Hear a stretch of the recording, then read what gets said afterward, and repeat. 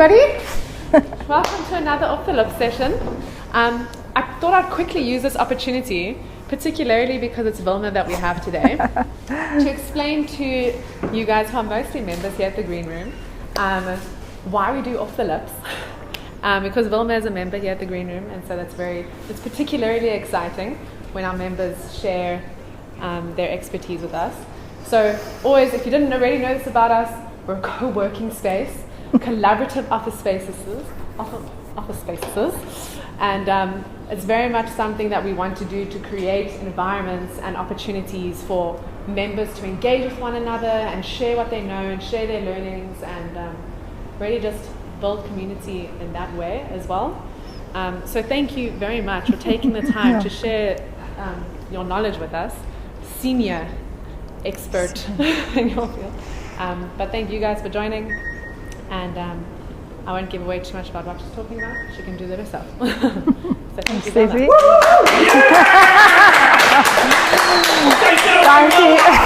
Thank you, Jansie.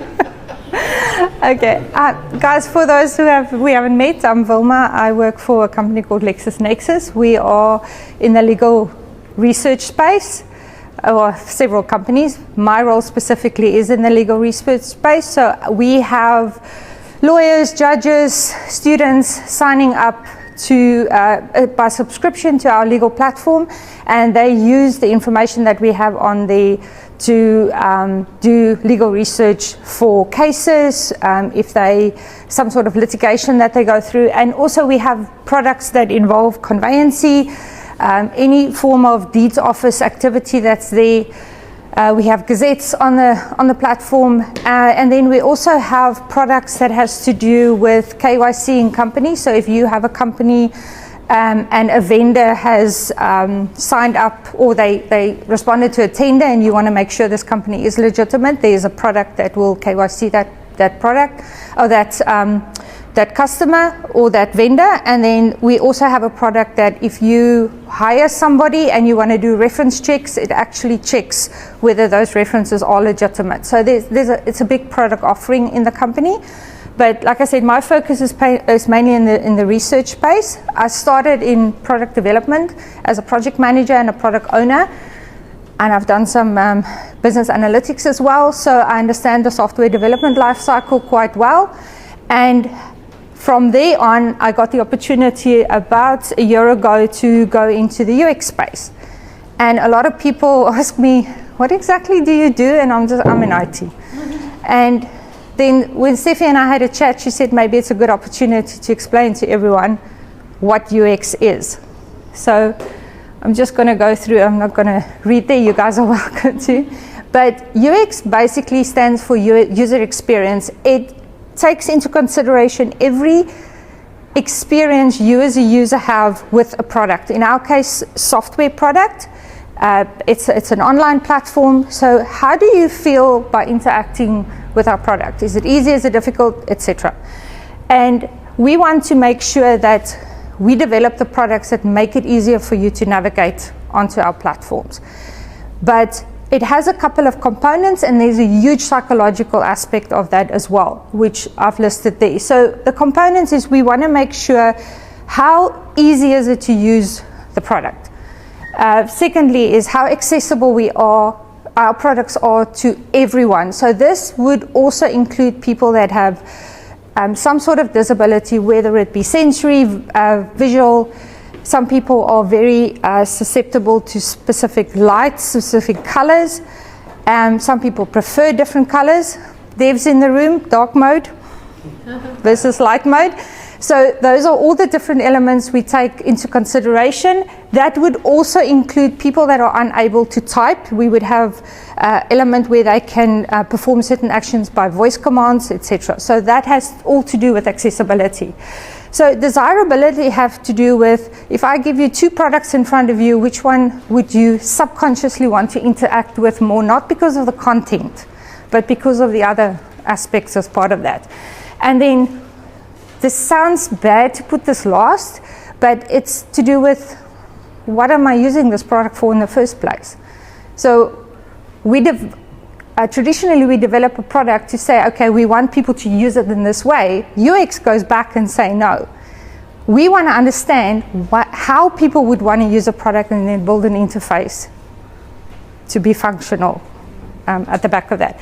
So where psychology comes into play is you need to understand the reasons why people do certain things. Why do they perform certain actions? Why do they navigate to the left instead of the right?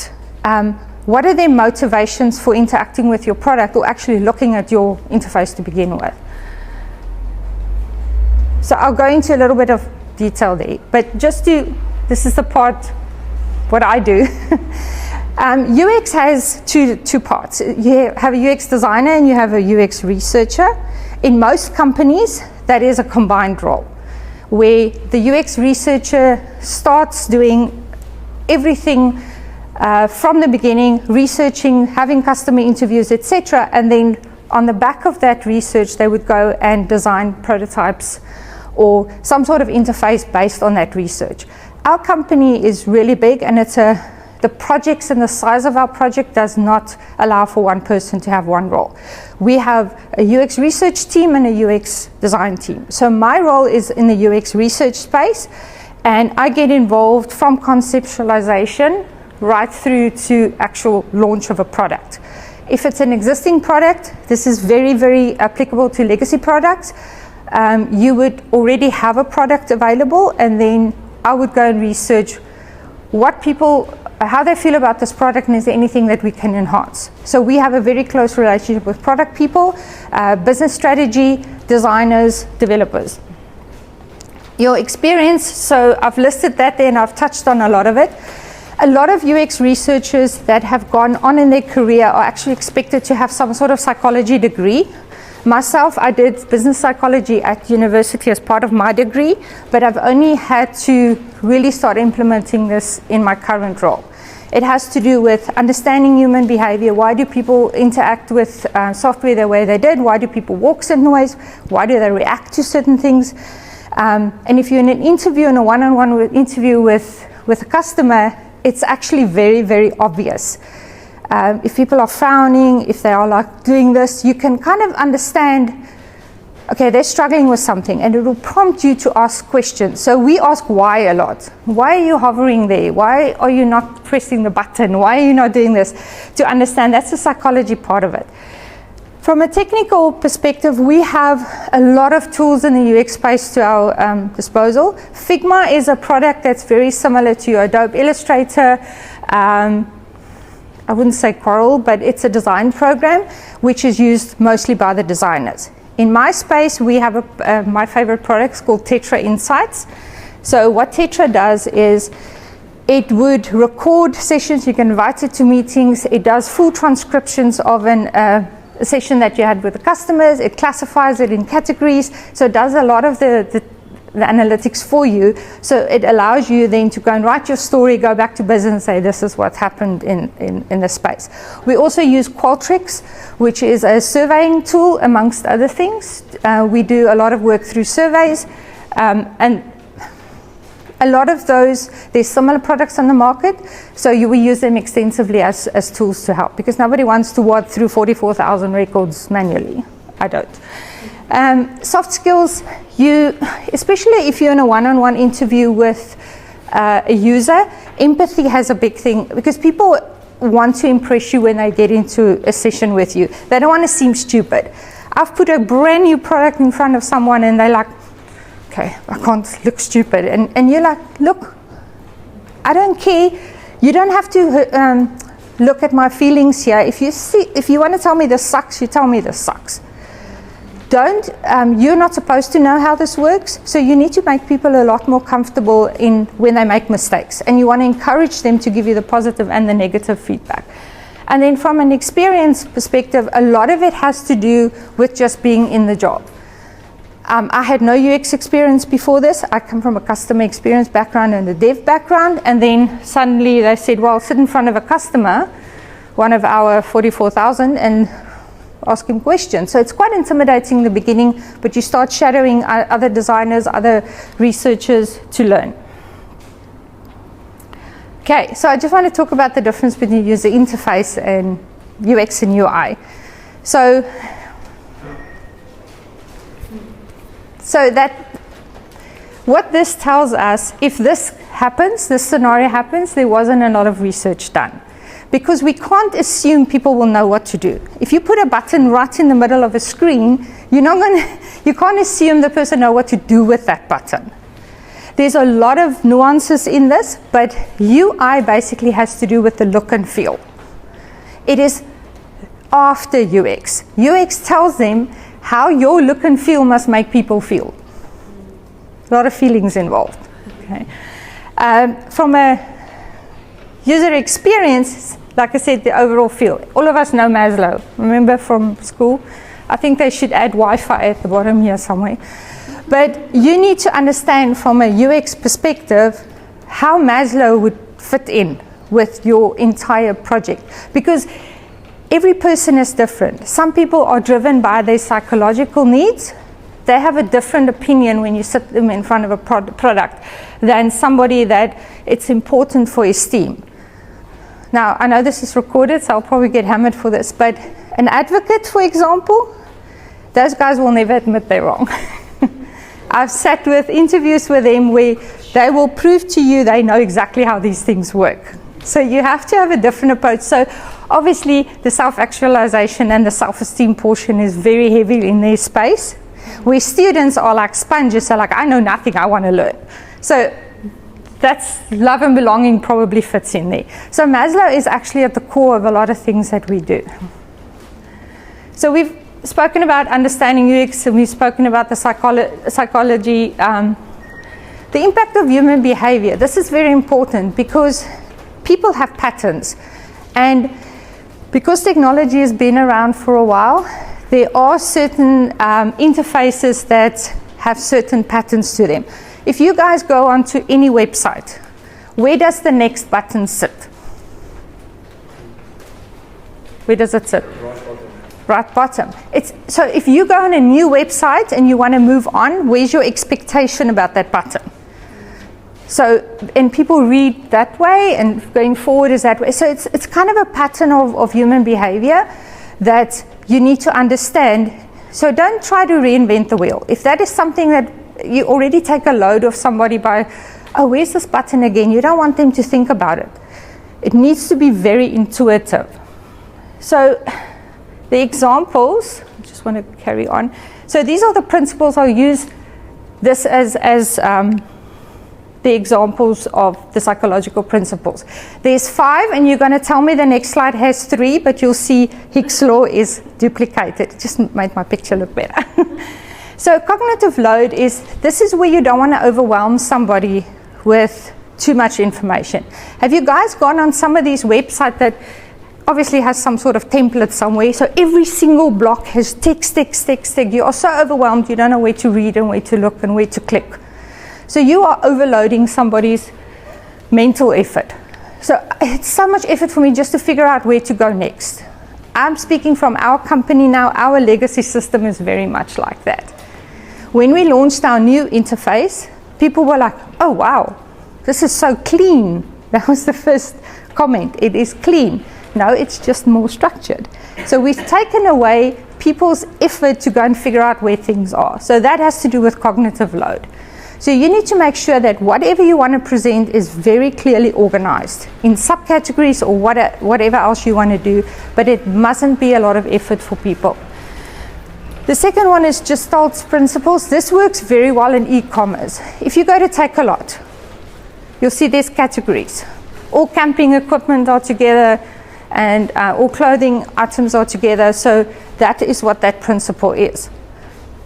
By nature, you want to group those together to make it easier for people to find something. Hicks' law is also something that we do. If you go to a restaurant, I think we all know which one we're talking about in J-Bay before they changed it. They had like, 30 pages on their menu? So what does that do? You get overwhelmed by the amount of choices. You know you're going to wait long because the kitchen has to figure out this one dish that somebody ordered 6 weeks ago at page 23, subsection 2. So that you also don't want to do on a site. You want people to Minimize your options. Group things together. So if you want to have a legal question, you can say, I want to ask a legal question, but don't put all the options in the first menu. You can have a next page to simplify things. Okay, so Fitts law, that's another one. If I go onto a site, it must be very easy for me to figure out where things are and what they mean. Again, the forward button, bottom right, and it's normally got an arrow on it, and it normally is around a square or a rectangle. So that's intuitive. People would need to know, just by looking at this interface, where do they need to go. Persuasive design is a very interesting thing. That is, with social media and the rise of social media at the moment, this has become very, very obvious. You present your product in such a way that people think, oh, but if you buy now, you can get a special, and you have to buy it today, otherwise it's going to be finished. We won't have any more. If people perceive this thing to be scarce, you're going to push them to make a sale. Okay. So this is how the psychology is applied in the design space. So like I said, the researchers, we are very much involved in this product, this process. It starts with user-centric design in a new product. So if you want to do a new product, typically as a researcher would go and have a meeting with product, they would say to me, we have this concept that we want to present to our customers.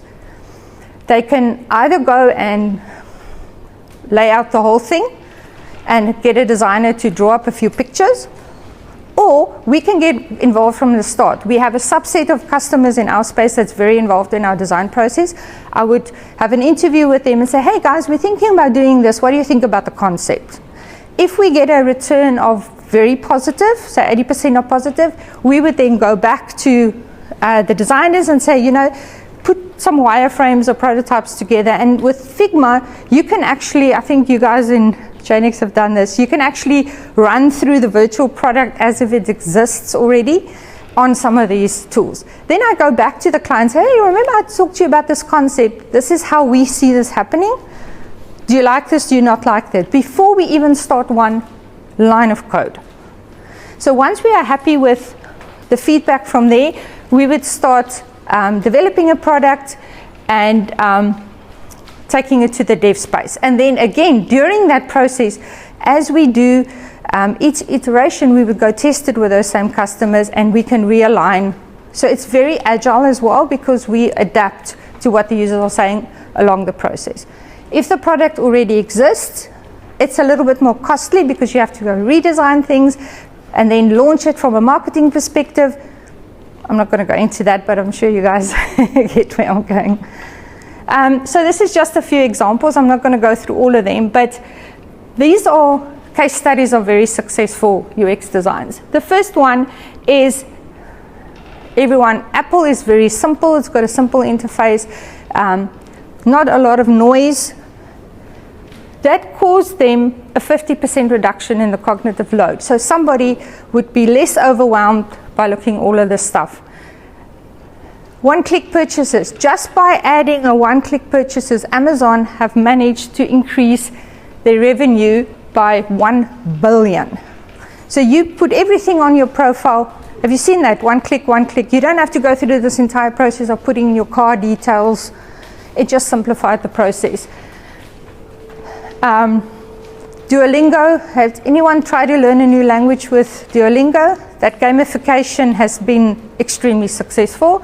And Gestalt that's the way everything gets grouped nicely. Airbnb had a huge amount of success with that. So what's interesting is 75% of people would want an interface to be customizable. That's where your settings come in. I want dark mode. I want my font size this. I want, you are able to do some form of customization on your interface. That was interesting when they did the study.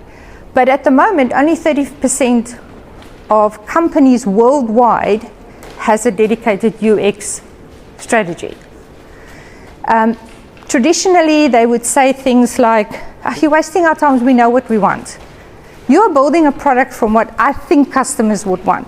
You have to realign your whole thinking and saying, customers are saying this, and then I'm going to build.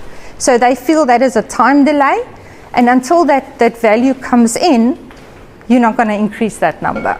But it has been increasing gradually over the last couple of years. So this is just some of the advantages. So user satisfaction is quadrupled. If I sit in front of an interface, it's easy. I intuitively know where to go to find things. It's easy for me to make a decision. It's easy for me to pay for something if it's an e-commerce site. My satisfaction with that product and that company will go up. It also reduces cost in time. I always use with my team this thing of slow down to speed up. Initially, you're going to slow down, do a lot more research, and do a lot more understanding of what the product is that you need to build. But that will ultimately speed up your development process, and you don't have to redo a lot of things because you understand from day one what you need to do. And then obviously cost-wise, that speaks for itself. Your product quality improves because I know exactly what my customer wants. If 90% of your customers say, I don't like this feature, and I do a survey and 90% says I don't like the feature, why are you surprised? You should have listened and not. But there's another feature they want. So they also feel very important in part of the process of improving your quality. And then your user retention increases. I will keep going back to sites where I feel I'm being heard, it speaks to my needs are being fulfilled. And that is, in a short, what UX and psychology has to do with each other. So thank you for listening. Yancy has a question. Sorry, I couldn't see that because the text was a bit smaller in someone's face and I couldn't enlarge. If it's possible, can you name the 3 top principles for a good user experience? If somebody wants to build a website for a good user experience, what would you say are the top 3 things? What we discussed here. So there's about 17, but if you follow Fitts law, Hicks law, Okay, but those are, okay, let's talk some, let me ask you this. Yeah. Colors, that sort of thing. Okay. Do you understand what I'm saying? So, maybe I'm not wording this correctly. So what you outlined there are principles. I think Yancy is looking for more specific, granular detail instead of just tangible broad-based principles. Yeah. Well, so Yancy, from a design perspective, I'm going to just speak about my experience, but because as a researcher, I advise designers a lot. But I don't know if I'm answering your question, but from a design perspective, every elements on a page need to be an uneven number. That it's better on your eye, and it's the same as design. You want to put 3 vases on the top of a mantle instead of 2. It just looks better, and people perceive that to be a lot better. There are certain colors that are very prominent in certain websites, but we also have to be careful with that one because culture and different countries have a different perception around specific color. For example, red is a very dangerous color because we all know there's 70 million versions of red, but in some countries it's a color of negativity. And when we all do reports, your green is positive, your red is negative. You are a bit limited when it comes to logo and CI of the company. Your corporate identity has a huge impact on the colors that you are able to use on a website. And the other thing that you need to consider with things like this is, I mentioned this before, is some people with sensory issues cannot stand certain colors. So it is important from a UX perspective that we understand what the makeup of our customer base is, to know that it is not going to be a good experience for people that have sensory issues to work on our research page. Then there's a couple of options we have. We can add the ability for them to customize. On our website, you are able to customize your font, your color of your font, the dark and light mode. There's subtle things that you can do, but obviously you can't redesign an entire company identity. So those are the things that we mentioned that's important from a research perspective to understand what are the things that could potentially be a red flag, well, red being the color, and then allow people to do that form of customization in the past, it was understood that certain colors, certain fonts, certain things are more acceptable. But now with the amount of information out there, people designing new things, the visuals that come in with social media, all of that has changed. People before wasn't conscious about things like sensory issues. I mentioned dark and light mode. I hate light mode. It hurts my eyes if I sit in front of a computer but there's other people that say, no, this looks cleaner, I want it white and bright. So it also depends on a personal preference. So I don't know if I answered your question, but it's like how long is a piece of string? Yeah. Any other questions? Yes, Gary. I know a lot of people argue against, especially with customers, they are quite reluctant to pay for UX, the time. Yeah. And they don't understand the ROI, when Yeah. it comes down to it. What do you, and then the other principle is that obviously, like with Steve Jobs quote, people don't understand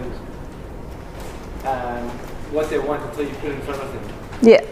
And if you were launching your own product, what do you think is like a fair amount of time to do research and to do some UX before going straight into product? What do you think is a good safe bet? Again, that depends on the complexity of the product that you are launching, the size of your market. Yeah. In our case, because we're part of a global company, so our legacy product needed to change to something that is in the global space. So if you would log in on our product in the US, they all look the same. In that case, we had to do a 9-month research. It was that long because if you put the two interfaces together, it's completely different. And in the legal profession, you have people, I'm not going to say the word I said before, they are super reluctant to change. I'll use an example. I'm digressing a little bit, but we have a lady that I spoke to, I interviewed her. She does not trust technology at all. So if I send you an email, Gary, can you please send me this? She would print it out and put it in a file. If you reply, she prints it out and puts it in a file. Yeah. She will not use any form of WhatsApp integration, not interested. Or we have a product called Secure Chat. It's like an integration similar to WhatsApp where you can directly speak to your customers in the conveyancing space. Doesn't want to use that. And it's quick, it's like this. Now, unless she screenshots it, prints it out. So you can imagine what their bill is on paper and ink. So I've digressed so far, I can't remember what I was talking about. So we had to understand how much of a barrier this is going to be to our people that are so set in their ways. And we did. We also had the problem that this product was going to happen irrespectively. So our entire testing period kind of happened while dev was happening. So it was more a lot to do with the beta testing. Alpha, internal, beta, and then subsequent commercial testing after that. But we used that as an opportunity to do some UX to a point where we could still tweak a few things. We were unfortunately stuck by global design elements that we couldn't change. And then once we started with commercial, we kind of figured out how far we could push it. And then we started doing more South African versions because, we can only go to the US so much. We don't have juries. In the UK, they don't know what an advocate is. They have barristers. So we had to overcome a lot of those things and make sure that we are able to add features and customize things from a South African perspective, but also keep the integrity of the product from a global perspective.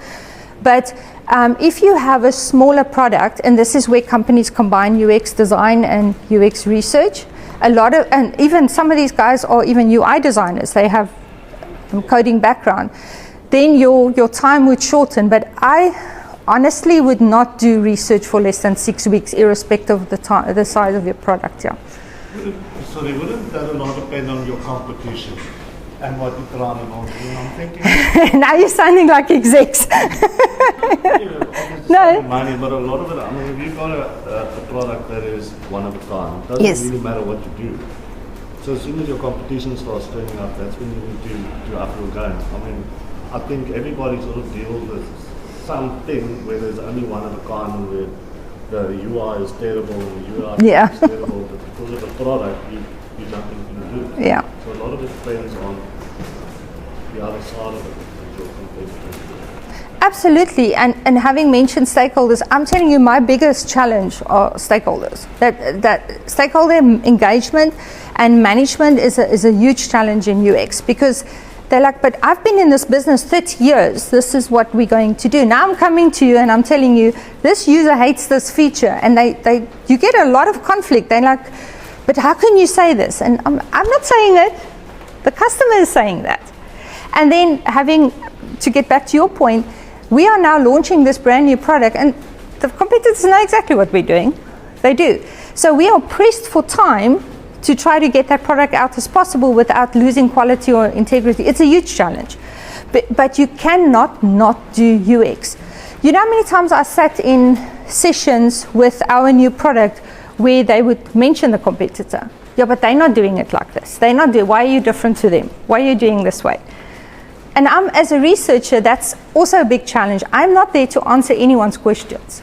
This was for me personally a really big challenge. People would ask me, why is this like this? Why it's like, why do you think it is? What would you like it to do? I never answer questions, it's not my role. I need to understand how you think, how you feel, and I can go back to product and say, you know, these people don't like this, and they mentioned the competitor. It was like this because you subconsciously told me. Yeah. Now it was a big learning curve for me when I did customer interviews the first time. They're like, okay, when is this coming? When would you like it to go? I think they hated me after a while. Why do you think that is? What does it make you feel? So but it's a very exciting field to be in, because I'm never bored. I work on the biggest project that we have now, but I've got smaller ones. But even on that big project, even if it's the same product, every time I go into a session with a customer, whether it's somebody I've interviewed multiple times or a new one, I learn something. How they interact, how they talk. In general, people are nice and they want to impress you. And it's sometimes a little bit hard to get them to say negative things, but you want to push for that. And then the other challenge is to go to product and say, nah, you just spent 60 million on this, take it away. They don't like to hear that. Any other questions? So I just have a question regarding the design and analysis phase of projects. How do you balance, because you mentioned going back to the customer and saying, okay, this is what we have, how can we change it? How do you balance that reiteration with time constraints? Like, let's say you just have a certain amount of time to get the project. Big challenge, and multiple interviews during that process is a challenge. In principle, it's easy, but you try to get a appointment in a legal practitioner's diary. They're in court or they have consultations, because every hour you ask them to sit in an interview with them is an hour where they could have earned money. So our industry specific, it's quite challenging. And in sometimes what you need to do is revert back to some of your previous analysis and saying, okay, are we comfortable with 60% set this? How much of a difference is this new feature going to make? And if that new feature was mentioned by all those people, you're going to have to make the call. It's not ideal, but we all know how it works in the real world. Any? Wilma does work here though. She's down the back. Want to go bother her with some more questions? Yeah, you're very welcome. If you're interested in a role in UX, we need two designers and a researcher. Just putting it out there. My team needs to grow. Really appreciate the time, Wilma. Thank you guys for joining. Thank you guys. Thank you for your time.